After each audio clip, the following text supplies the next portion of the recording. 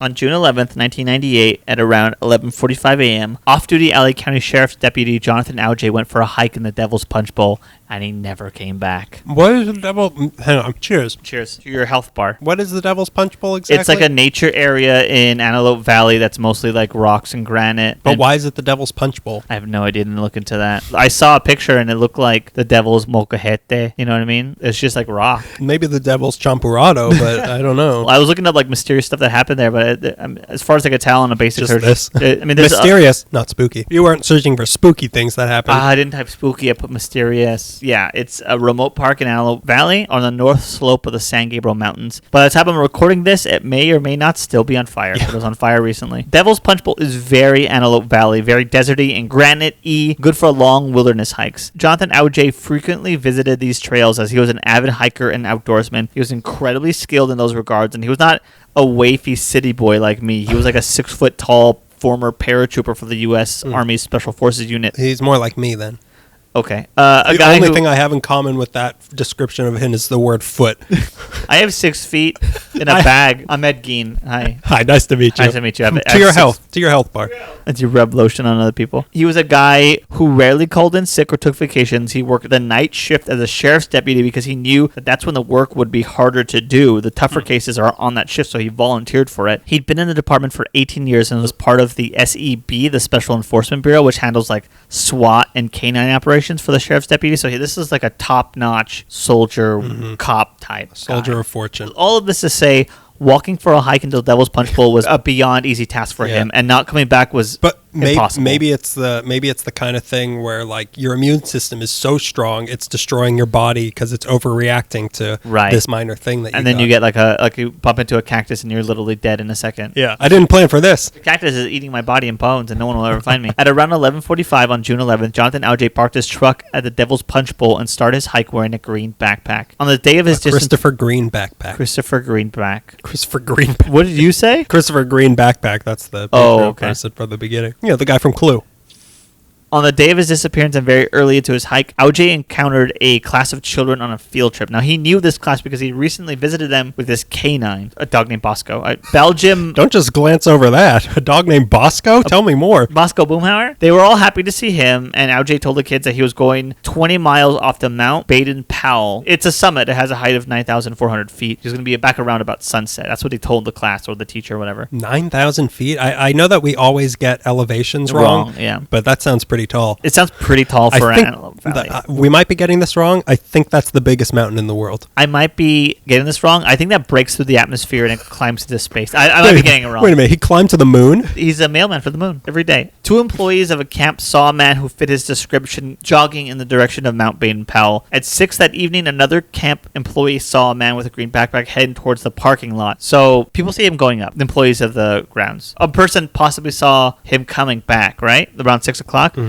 Not long after that sighting, another person told a park employee that they'd heard a single gunshot coming from the punch bowl. So by 11 o'clock, his wife Deborah called it in, telling the Palmdale Sheriff's Station that her husband was missing, and they sent a pair of deputies out to the scene, which is kind of weird because I don't know if it's a missing person or not, but isn't there like a 24-hour waiting period for stuff like that? But anyways, maybe because he did it. Yeah, not if you're a cop. Not if you're also a cop. Yeah, they get special privileges. They're just more missing. You know what I mean? You have to wait 24 hours because they're busy that 24 hours looking for lost cops. They immediately flagged his truck as a crime scene and did not touch it. And they called in a search and rescue crew who were already looking for him by 11:30, half hour later. So that's 6 hours since he was potentially last spotted. The search and rescue teams were joined by the sheriff's emergency crew, the K9 unit, and 3 more search and rescue teams. Everyone had this confidence in Jonathan that he would pop out, maybe injured or dehydrated, but everyone who knew him attested to the fact that they don't think that he would have succumbed to the elements, right? Like, not that soon. Speaking of which, I just got bit by a mosquito. You're like a soldier, huh? You're like, I'm keeping it together. You're that type of man, that they just don't make anymore, You're just one of those guys. The type of man they discontinued. After 24 hours, though, it was starting to look like he wasn't going to be coming out of the mountains on his own. The searches continued for days, and they included more search and rescue teams from Malibu and an Air Force base. An Army Black Hawk helicopter scanned the entire area, along with Lamer helicopters looking for him. Horses, ATVs. The Seagull, Sparrow helicopters. It was funny that when I was reading about all the stuff, they're like, Black Hawk helicopters, helicopters, whirly birds, jets, smaller jets. People were there using thermal imaging equipment and fair technology, looking for the grounds and any like heat, like the way Predator looks for stuff. The ultimate soldier of fortune. Searchers were airlifted to mountaintops and ridges. Others scoured crevices and mines. Vicky DeVita, who's a close friend of Aujay's, said that he told her he had planned on going on an overnight walkabout, so she and another deputy spent the night looking for him. Is this the sort of thing he would do? I think that this was the kind of dude that he was. He was like an outdoors type, very skilled. He would go on hikes a lot. I don't know if he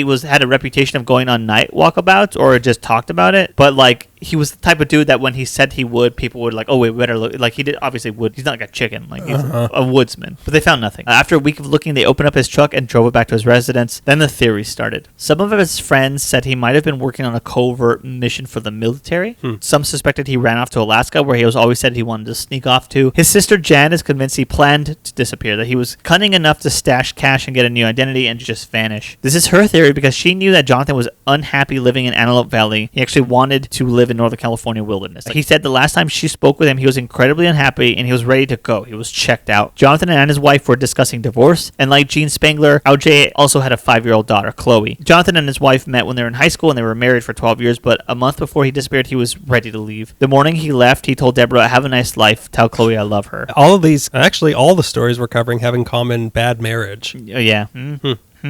Like a month before he disappeared, him and his wife got in a heated argument and he held a loaded gun to his temple as he was driving. People said he started giving away some of his personal items. It was also becoming clear to people that his friend who searched for him through the night, Vicky DeVita, was more than just his friend. Like a best friend? Like a super best friend that he may have kissed. Who hasn't kissed their best friend? Oh no. I knew I was forgetting something. Oh geez.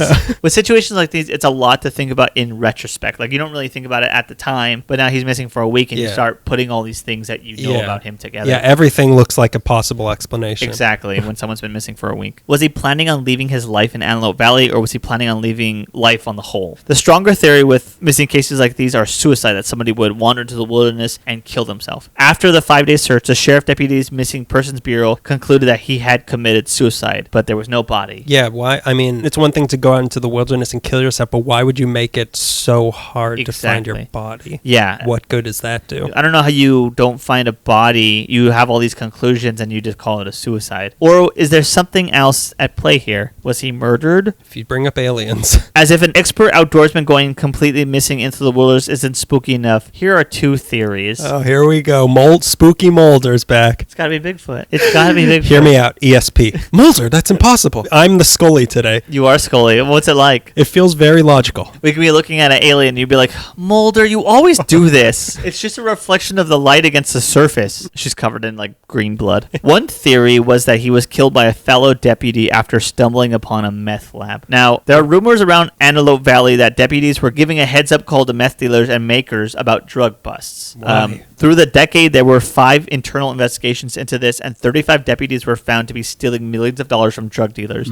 That's why. FBI had even captured a sergeant and 2 narc detectives who were taking $30,000 from a drug dealer. Now, there's a guy, Darren Hager. He's a deputy from the LA Sheriff's Department. He was fired for looking too closely into Aujay's disappearance. A year after his disappearance, Hager arrested a man who offered to become an informant against some meth makers and distributors in the area. On top of informing on that, he gave up a name based simply on a rumor of a deputy that was involved in that killing. So separate from Darren Hager, some sheriff deputies started to hear word from biker gangs, their informants, that Aujay stumbled on a meth lab and was killed. 2 years later, in 2000, a sheriff's deputy homicide detective conducted a 3-month investigation and found that another deputy was involved in the drug trade, and this guy was suspected of murdering Aujay. But the homicide captain didn't permit a search warrant and took that detective off the case. Now, I don't know the names of the suspected deputies or if it's all the same guy we're talking about. I don't know that stuff. That same year, Hager was part of a DEA task force for the LASD, and he was told by a then assistant sheriff that he was to investigate the narcotics for the DEA, and if any information came up about Aujay or any corrupt deputies, that he was to document it but not investigate it. So write down what you know, but don't look into it. That info was to be handed over to the homicide department of the LASD. So he did that, and after he sent over the documents and info related to that stuff, he was subject to a 11th month investigation by Internal Affairs, and then he lost his job. So he thinks that was a retaliation against the sheriff's department, I guess. I don't really... That one I can't follow because he was working through the sheriff's department with the DEA, so I couldn't tell if the sheriff's deputies were firing him in retaliation for working with the DEA or the opposite way. Anyways, he was fired for looking into the Aujay case. He was later rewarded money when he sued them, but no information about corrupt deputies or Aujay came to light. So the 2-year-long undercover meth bust operation is known as Operation Silent Thunder. That was a success, but from that, no clues were made about the vanishing of Aujay. The other thing is something I've been very interested in for some years now: missing 411 cases. Oh boy! So if you don't know, Greg's creepypasta sources online. If you're not aware, David Paulides is a former cop and now the foremost investigator into missing 411 cases, which cover mysterious disappearances in wilderness areas under unusual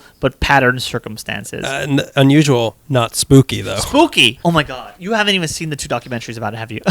This is a thing that happens throughout the country, but most notably in national park areas. Yosemite maybe being the highest in missing 411 cases. When I talk about unusual but patterned circumstances, dogs unable to track scents, the time, which is late afternoon, victims, when they are found, their clothing and footwear are removed. If bodies are found, they are found in previously searched areas, sometimes just off the trail. The missing persons are often experienced outdoors people. Paulides disqualifies cases if there's any sense of foul play. Like if it looks like an animal attack or a murder or a suicide, he won't investigate it. He won't investigate it? Yeah, he won't, because he's... So he'll only investigate fake things?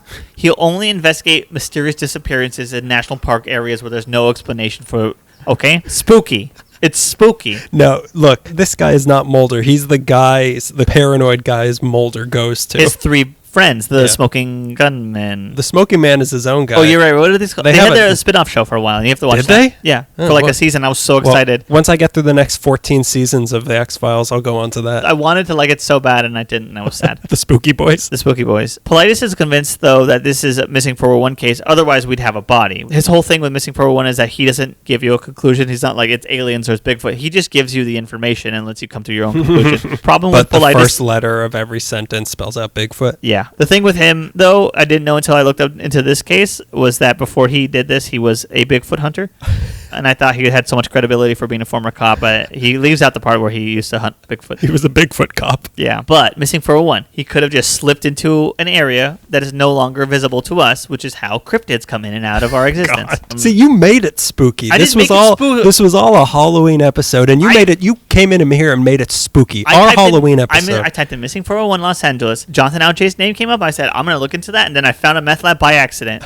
All right, so I went into this looking for spooky. I found spooky. By the way, you're making me now want to watch not only the X-Files but Breaking Bad also. What if a crossover between the two? What if, now hear me out, Boomhauer's selling meth, but Ursula is an FBI agent. Ursula Buffet. Today, news hasn't gotten any better for his family. His wife, Deborah, has been living out of a car for 2 years with her dog. And just this March of 2020, his daughter, Chloe, died. Uh-oh. They were never able to get closure on Jonathan's disappearance. Why did she die? I couldn't figure that out. I found a bunch of obituaries, but obituaries don't say how someone dies. It just says, don't? Maybe it wasn't obituaries. Maybe it was like memorials from family members. Huh. A lot of kind words, but no information. But yeah, he went into Devil's Punch Bowl and never came out. The wilderness is so big. It's so easy to get lost. If you go off trail. Which is why they tell you don't go off the trail. But I think that 1998 to 2000, that's what, 20 years? No. Yeah, 1998 to 2000, that was about 20 years. 2020, you're saying? Oh, yeah, you're right. 22 years. Am I doing my math right? The other day, I saw something was made in 1984, and I couldn't figure out how old it was. I couldn't figure out how many years had passed, and then I thought, I was born in 1984. That thing must be really old. It must be ancient. What's that, like 20 years?